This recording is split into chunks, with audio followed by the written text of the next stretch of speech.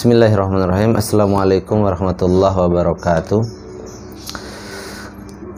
Selamat pagi atau mungkin selamat siang bagi siswa-siswi yang menyimak siang. Saya tidak membatasi. Alhamdulillah kita masih bisa belajar online. Iya, kita mesti bersyukur kita masih bisa bertatap muka meskipun lewat online. Dan tidak semua orang dapat merasakan nikmatnya kesempatan. Ada yang dikasih kesempatan untuk selama hidupnya nggak pernah sakit. Ada yang selama hidupnya kebanyakan sakit daripada sehatnya. Ada juga setengah-setengah. Ada sakit kadang-kadang, ada juga yang sering. Nah, maka dari itu kita perlu bersyukur atas nikmat kesehatan ini. Di kesempatan ini saya akan mengajarkan kalian berbagai materi baru dari materi sebelumnya, karena sebelumnya kita telah menempuh semester 1. Di tengah semester 2 ini kita akan beralih ke materi yang lain. Ya, meskipun semuanya kita harus pelajari dari bab-bab yang ada di buku kita masing-masing. Namun ada beberapa hal yang menjadi pertimbangan saya kenapa saya memilih lebih banyak membahas secara umum, karena spesifikasi dari sebuah materi itu tidak menjamin memberikan pemahaman kepada siswa. Apalagi lebih-lebih ke PKN ini kebanyakan yang dibahas adalah mengenai sejarah dan juga mengenai karakter orang terdahulu dan karakter sosial yang dikembangkan dibumbui dalam sejarah perkembangan dan kemajuan serta tumbuhnya bangsa Indonesia ini. Namun saya akan menyesuaikan dengan keadaan kita sekarang. Kalau kita terlalu fokus berpacu pada perkembangan atau kehidupan atau sejarah orang terdahulu, maka tidak sesuai dengan keadaan kita sekarang. Maka saya sesuaikan dengan cara membahasnya secara umum. Oke, siswa-siswi, saya tidak terlalu panjang lebar di hari ini. Takut kalian juga bosan. Oke, saya akan memulai dari kelas 7. Sebelum saya membahas ini, saya harapkan kepada kalian semua, ya setidaknya meskipun nggak banyak ilmu yang kalian peroleh dari saya, setidaknya simaklah baik-baik video. Jangan terlalu buang-buang waktu. Meskipun ya apa yang Pak Hujurin sampaikan itu menurut kalian biasa-biasa aja ilmunya, biasa-biasa aja yang disampaikan. Jangan pernah berkata seperti itu. Jadi ilmu itu adab kita menerima ilmu dari orang lain itu bukan karena ilmu itu telah kalian pahami, bukan karena ilmu itu belum kalian pahami harus kalian dengarkan. Tidak. Dengan ilmu, barangkali ilmu yang disampaikan oleh orang lain, teman, guru kalian, meskipun telah kalian pahami, setidaknya itu sebagai suatu yang bisa menguatkan ilmu yang kalian pelajari sebelumnya, sebagai pengingat gitu. Jadi kewajiban kalian adalah mengikuti ilmu yang telah disampaikan oleh guru kalian, meskipun nggak seberapa, tapi itu adalah kewajiban. Setiap kewajiban itu harus ditaati. Barang siapa yang melanggar suatu kewajiban, maka hidupnya tidak akan terarah. Dan orang-orang yang melanggar kewajiban adalah orang-orang yang tidak bisa menghargai dirinya sendiri.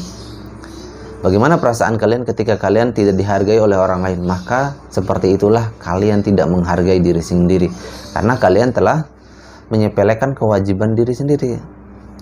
Oke. Dan itu adalah hak kalian menerima ilmu dari guru. Ya, mohon maaf, jangan terlalu fokus pada sesuatu hal yang tidak bermanfaat ketika kalian PJJ. Boleh nggak main game, Pak? Boleh. selama itu kalian bisa menyesuaikan waktu. Ingat ya, selama itu kalian bisa menyesuaikan waktu. Nah, nasihat-nasihat seperti ini terkadang kalian tidak menonton, terkadang kalian tidak mendengar nasihat-nasihat seperti ini. Karena apa? Kalian skip. Ya, begitu pelitnya kalian kepada diri kalian sendiri. Yang kalian hanya sia-siakan hanya ke yang tidak bermanfaat. Melihat aplikasi-aplikasi yang ya saya tidak bisa berkomentar soal itu. Namun harapan saya, cobalah untuk sadar sedikit. Oke, kita akan mulai di kelas 7. Siswa-siswi sekalian yang saya banggakan, di kelas 7 kita akan menyinggung sedikit di bab 5 karena materinya cukup unik sekali, yaitu kerjasama dalam berbagai bidang kehidupan. Kerjasama dalam berbagai bidang kehidupan. Apa makna dari kerjasama dari berbagai bidang kehidupan ini? Maknanya apa?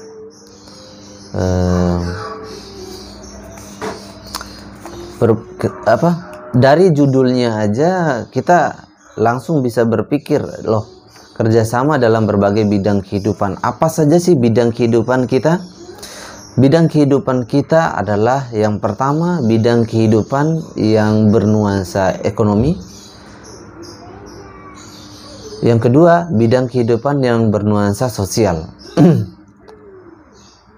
Nah, bidang kehidupan ekonomi ini menyangkut keluarga, kerabat, tetangga, semuanya menyangkut kehidupan kita. Yang kedua, bidang kehidupan sosial. Nah, sosial ini lebih meluas lagi. Bisa antara negara, antara daerah, antara semuanya. Dan ketika kalian melihat ada banyak orang yang menerapkan kerjasama dalam berbagai bidang kehidupan ini, coba kalian lihat di mana? Di jalan, misalnya di bandara, di taman-taman nasional. Coba kalian lihat, di situ ada berbagai macam daerah, ada berbagai macam mancanegara yang bekerja sama dalam mencapai bidang kehidupan yang ini. Kerjasama dalam berbagai bidang kehidupan. Contohnya seperti apa? Misalnya, mohon maaf, ada yang membuka travel misalnya. Travel itu tidak bisa membatasi siapa yang harus mereka tumpangi misalnya. Tiba-tiba kliennya adalah bule misalnya.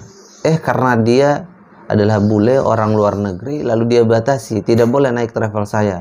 Nah, ini adalah bentuk tidak merealisasikan apa yang diharapkan oleh negara kita, apa yang diharapkan oleh materi kita kali ini, yaitu kerjasama dalam berbagai bidang kehidupan.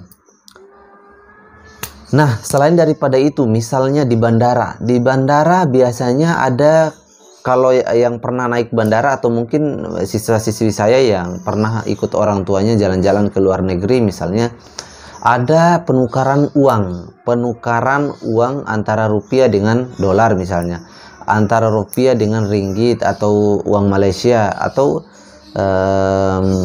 dinar, atau uang Arab, atau uang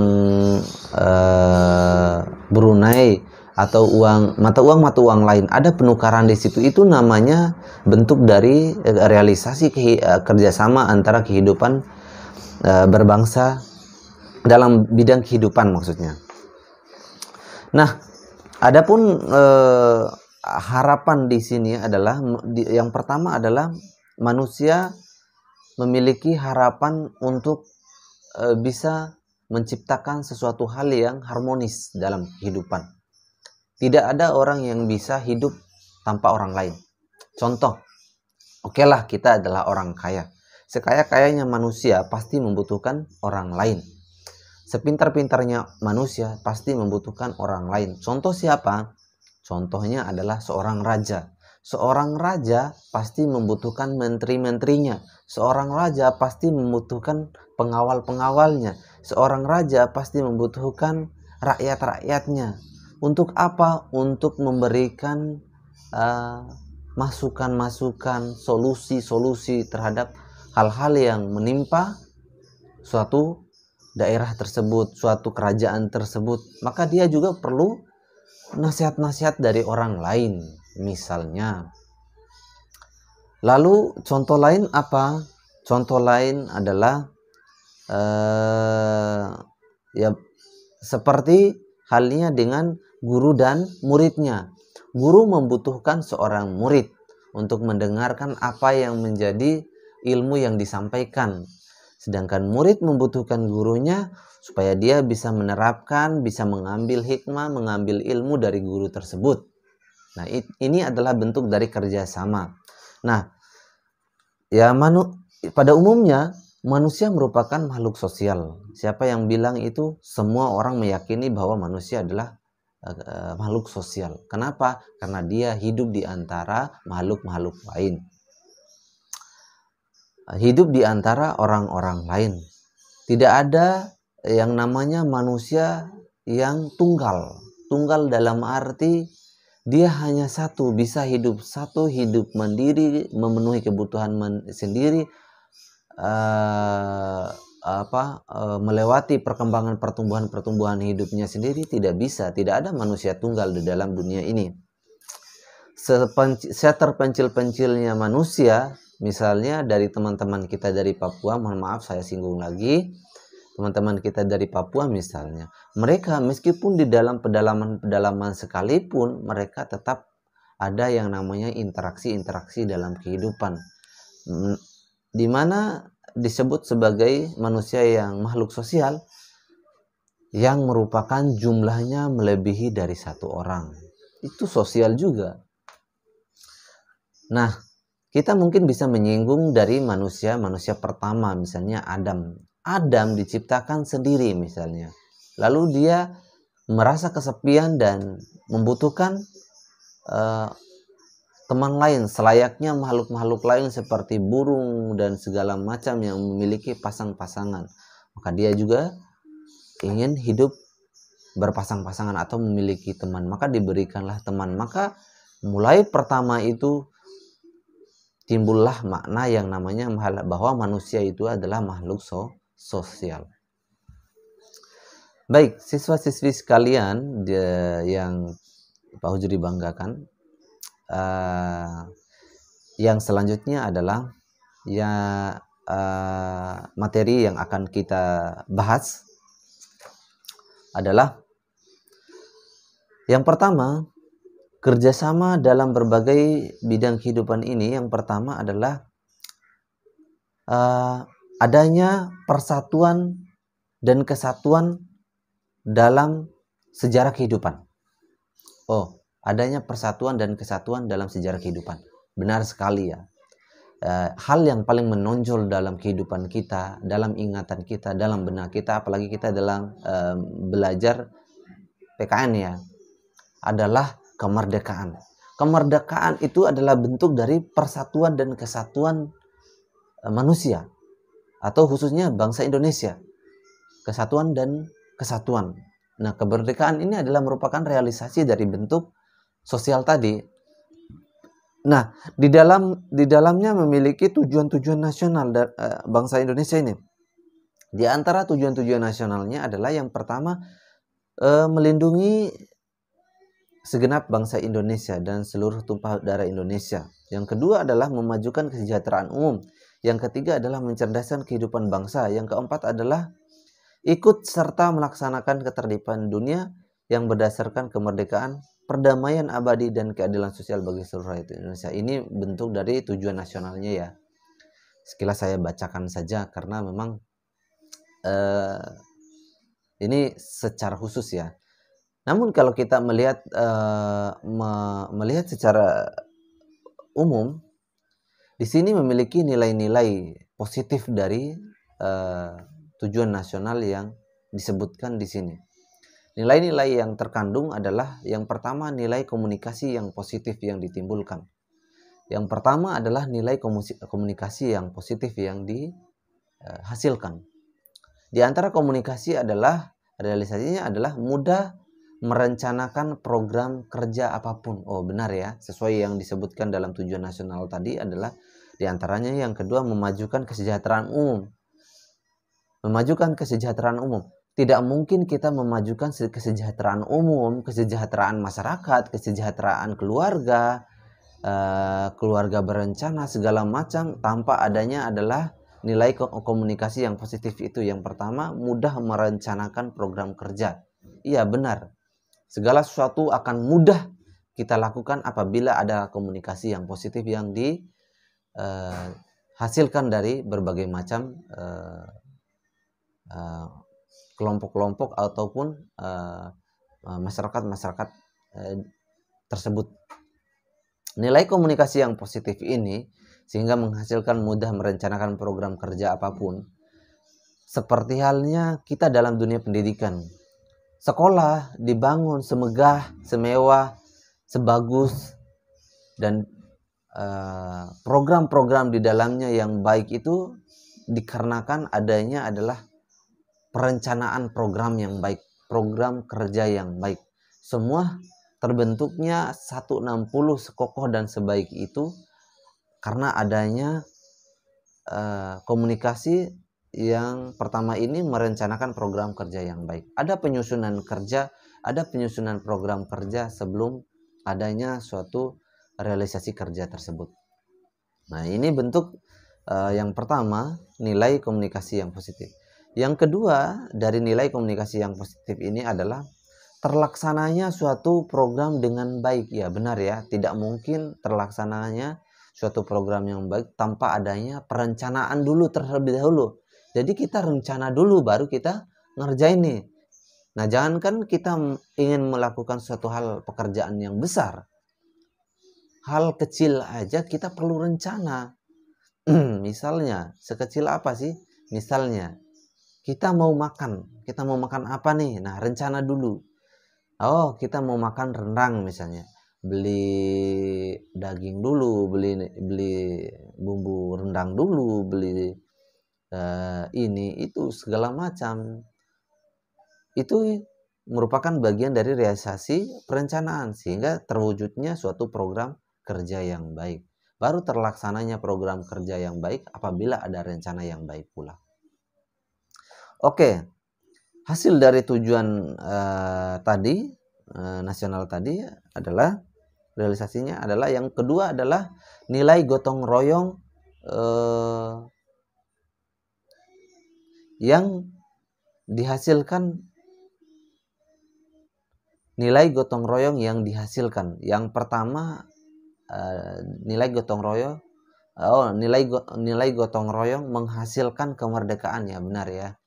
Jadi kemerdekaan Indonesia ini merupakan bagian dari hasil gotong royong rakyat-rakyat yang luar biasa dulu, orang-orang yang sangat berjasa dalam kehidupan kita. Kita masih bisa ketawa terbahak hari ini, kita masih bisa memegang gadget, kita masih bisa main game segala macam. Itu jasa siapa? Jasa orang-orang terdahulu. Jadi kita nggak boleh sombong dengan apa yang kita capai hari ini. Apa yang kita capai hari ini merupakan hasil kerja mereka dulu. Yang pertama adalah adanya rapat yang baik. Yang kedua adalah pembangunan berkelanjutan, ya. Ya, ada rapat kayak rapat pleno. Kayak alinea pertama, alinea kedua itu semuanya adalah rapat semua.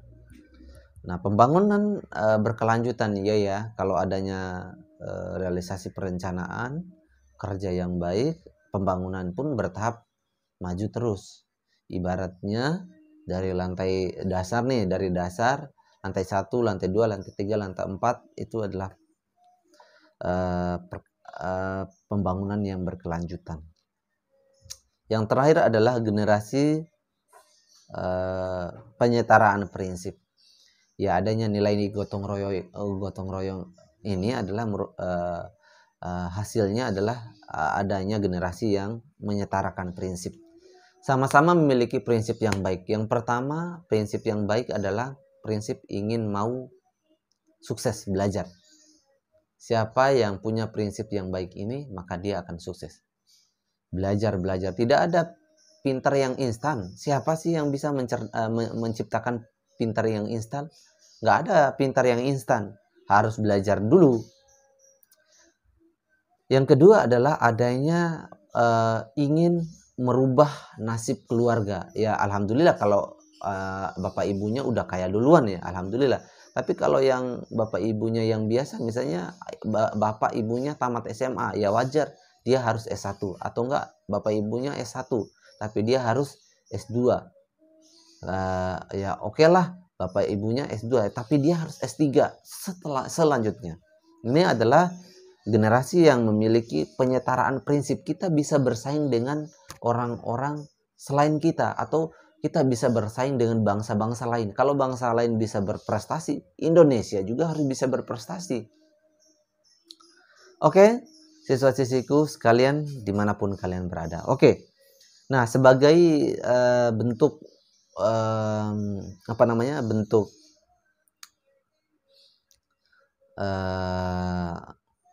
feedback antara kita, supaya saya tidak hanya ngomong doang gitu. Ada proses pembelajaran timbal balik antara kita. Ada tugas untuk kelas 7. Tugasnya adalah yang pertama, catat ya, yang pertama adalah tugasnya berapa nilai yang dihasilkan dari kerjasama dalam tujuan nasional yang saya sebutkan tadi. Berapa nilai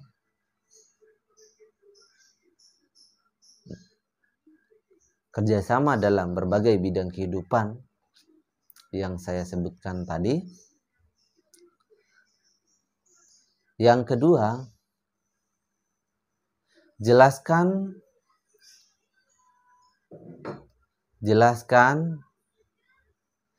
dari nilai-nilai kerjasama dalam tujuan nasional yang saya sebutkan tadi. Jadi ada 2 ya. Sebutkan yang pertama, yang kedua adalah jelaskan. Ini sebagai bentuk feedback antara kita. Oke? Untuk yang kelas 7.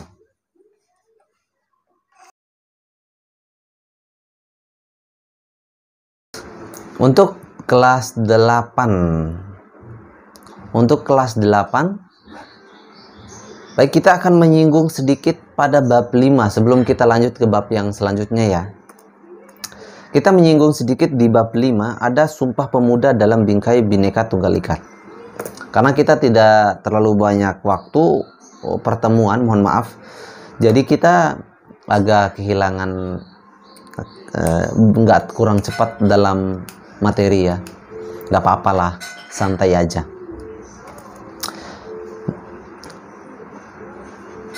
Sumpah Pemuda dalam Bingkai Bhinneka Tunggal Ika. Nah, Sumpah Pemuda ini kita ketahui bersama itu berada di tanggal 28 Oktober 1928. Jadi cari ingatnya gampang ya, 28. Nah, Oktober 28 Oktober ya. Nah, siswa-siswiku sekalian, di tahun ini saya singgung sedikit juga pada bab sebelumnya. Kira-kira mana yang lebih dulu, tahun 1908 dengan tahun 1928? Ya memang sih sama-sama 8 di belakangnya, tapi ada 0 dan 2. Maka yang jawabannya adalah lebih dahulu 1908. Artinya Sumpah Pemuda ini, adanya Sumpah Pemuda lebih dahulu atau lebih dahulu organisasi kepemudaan. Ya oke, jawabannya simple. Lebih dahulu organisasinya daripada Sumpah Pemudanya. Adanya Sumpah Pemuda ini karena adanya organisasi. Telah mentah-mentah saya jelaskan sebelumnya bahwasannya organisasi pertama yang terbesar di Indonesia adalah Budi Utomo. Nah, Budi Utomo ini merupakan organisasi yang disahkan oleh pemerintah dan memiliki anggaran sendiri, namanya anggaran siswa, dana siswa namanya dulu yang dikelola. Artinya bukan ecek-ecek ini organisasi yang disahkan dan bahkan diberikan anggarannya. Saking bagusnya organisasi ini. Realisasi dari organisasi ini salah satunya adalah Sumpah Pemuda. Nah, perjuangan pemuda Indonesia tidak sia-sia sampai akhirnya terlaksananya yang namanya Sumpah Pemuda. Dan otomatis saya yakin kalian semua menghafal Sumpah Pemuda ini. Teks-teks Sumpah Pemuda ini juga tidak terlalu panjang, singkat gitu, hanya 3 paragraf. Nah, namun tidak hanya itu, selain daripada Sumpah Pemuda ini juga organisasi-organisasi besar juga yang hadir atau yang diciptakan setelah Budi Utomo ini. Juga ada beberapa organisasi, termasuk organisasi Tri Koro Darmo, Jong Sumatera Nengbo, terus yang terakhir Jong Ambon, Jong Minahasa, Jong Celebes. Ini berbagai organisasi yang memang organisasi yang dihasilkan dari hadirnya organisasi pertama tadi, Budi Utomo. Oke, pada tahun 1928, berarti sebelum dari Sumpah Pemuda ini, organisasi pemuda pertama menyelenggarakan kongres untuk membangun persatuan dari seluruh organisasi pemuda yang ada di Indonesia. Jadi, selain daripada itu, organisasi sebelum Sumpah Pemuda ini banyak organisasi. Jadi tidak hanya satu organisasi. Jangan kalian mengira organisasi Indonesia. Indonesia itu adalah sebuah organisasi besar. Organisasi negara. Tidak hanya itu, organisasi banyak sebelum ini. Nah, penyelenggaraan Kongres Pemuda pertama berada di Yogyakarta. Kongres Pemuda pertama telah menunjukkan adanya kekuatan untuk membangun persatuan dari seluruh organisasi pemuda yang ada di Indonesia. Kongres Pemuda pertama berhasil merumuskan dasar-dasar pemikiran bersama. Kesepakatan itu meliputi 2 hal. Jadi ada 2 hal yang menjadi kesepakatan besar pada saat kongres pertama itu. Di tahun 1926. Jadi berarti sebelum Sumpah Pemuda ya. Yang pertama adalah cita-cita Indonesia merdeka menjadi cita-cita semua pemuda Indonesia. Jadi saking luasnya hasil dari kongres ini adalah menciptakan cita-cita Indonesia merdeka menjadi cita-cita semua pemuda Indonesia. Dari tahunnya aja kita tahu ya bahwa tahun 26 itu sebelum tahun 1945, kemerdekaan kita itu di tahun 1945. Bukan di tahun sebelum 1926. Artinya perjuangan pemuda, tokoh-tokoh pemuda ini sangat berpengaruh bagi kemerdekaan Indonesia. Sampai ada cita-cita Indonesia ini merupakan bagian dari cita-cita seluruh pemuda yang ada di Indonesia. Ya, mulia sekali. Yang kedua adalah semua perkumpulan pemuda berdaya upaya menggalang persatuan organisasi pemuda dalam satu wadah.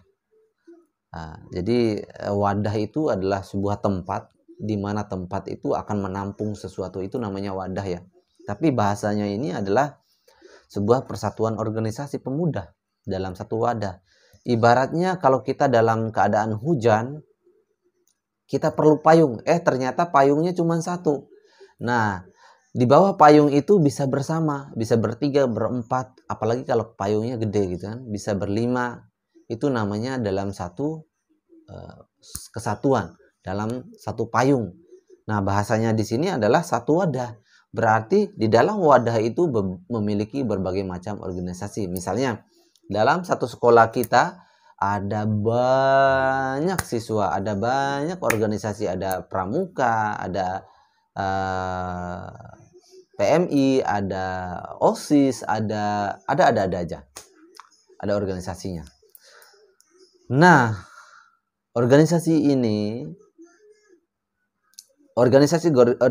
inilah yang telah menciptakan, telah membangun karakter pemuda Indonesia sehingga memiliki cita-cita yang mulia tadi, yaitu ingin bersatu dalam satu wadah, sehingga menjadikan wadah itu menjadi kekuatan yang luar biasa untuk menjadikan pemuda-pemuda Indonesia untuk maju, untuk melakukan kemerdekaan Indonesia.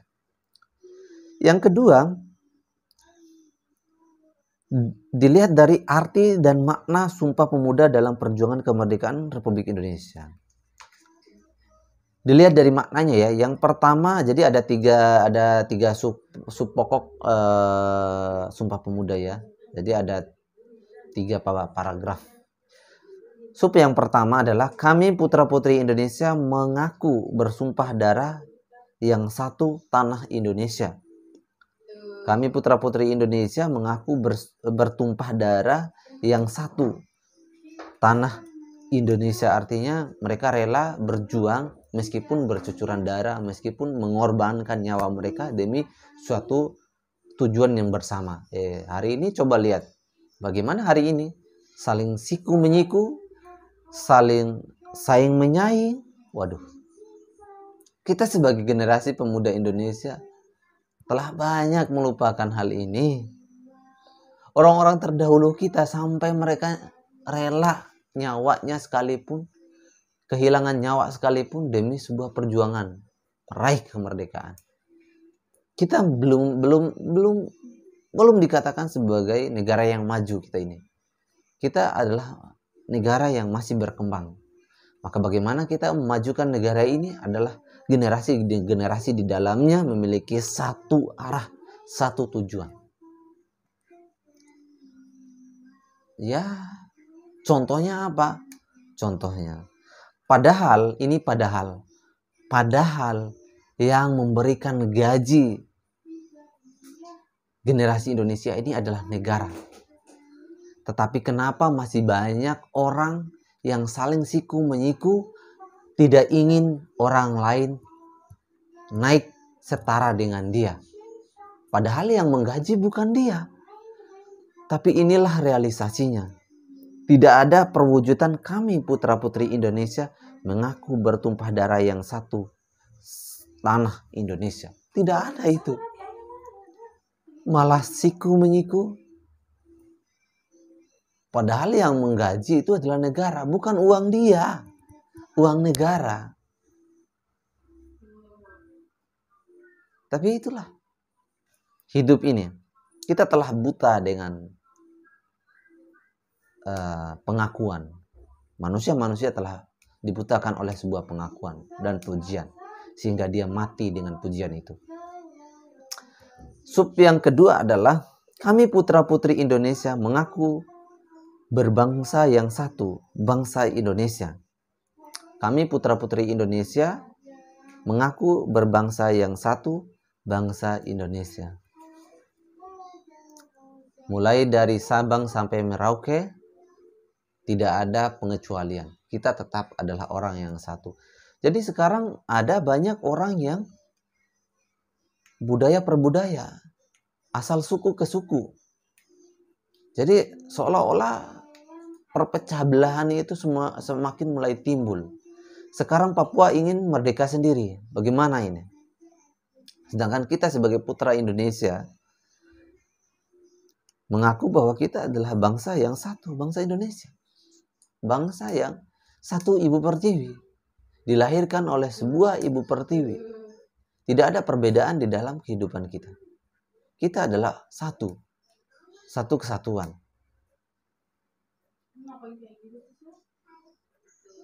Nah, itulah hidup kita.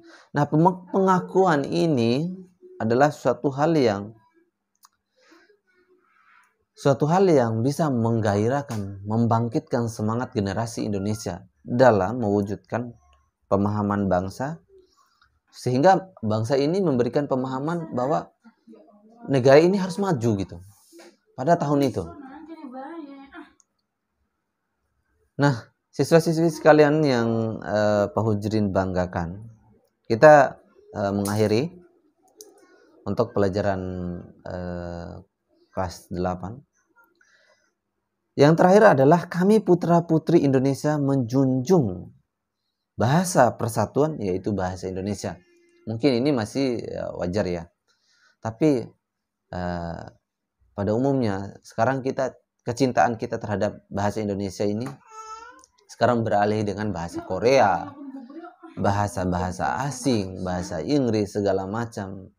Sampai kita melupakan bahwa cara berbahasa Indonesia yang baik dan benar itu lupa.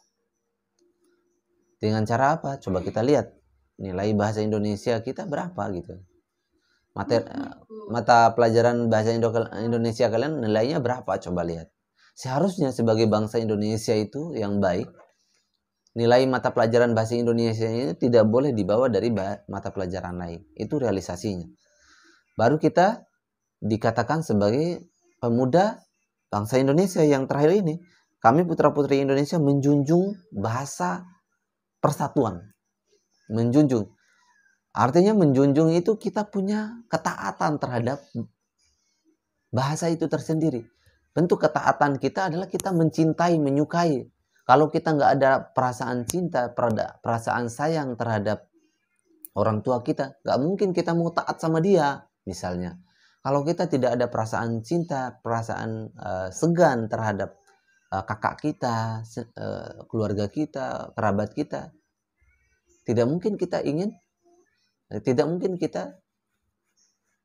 taat dan patut kepada dia, nurut kalau disuruh apa-apa. Nah, ini siswa-siswi sekalian yang Pak Hujrin banggakan. Oke, sebagai feedback kita, sebagai bentuk timbal balik antara pembelajaran kita, ada soal atau ada tugas dari saya untuk siswa kelas 8 khususnya. Ini tugas, ingat. Yang pertama adalah jelaskan makna dari Sumpah Pemuda. Jelaskan makna dari Sumpah Pemuda yang saya jelaskan tadi. Oke. Jelaskan Sumpah Pemuda berdasarkan yang saya jelaskan tadi. Yang kedua adalah jelaskan apa harapan pemuda Indonesia pada tahun sebelum kemerdekaan. Sesuai dengan yang saya jelaskan tadi. Oke? Yang kedua, saya ulangi, yang kedua adalah jelaskan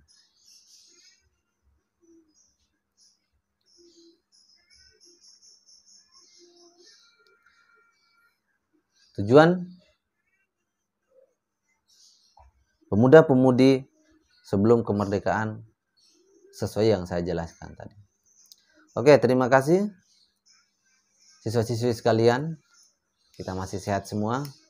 Semangat. Kita doakan yang sakit semoga sehat walafiat, kembali sehat dan bisa mengikuti PJJ online. Yang terpapar COVID-19 juga aman dan sehat kembali seperti semula. Saya akhiri, semoga kalian sehat semua. Terima kasih atas perhatiannya. Assalamualaikum warahmatullahi wabarakatuh. Tetap semangat.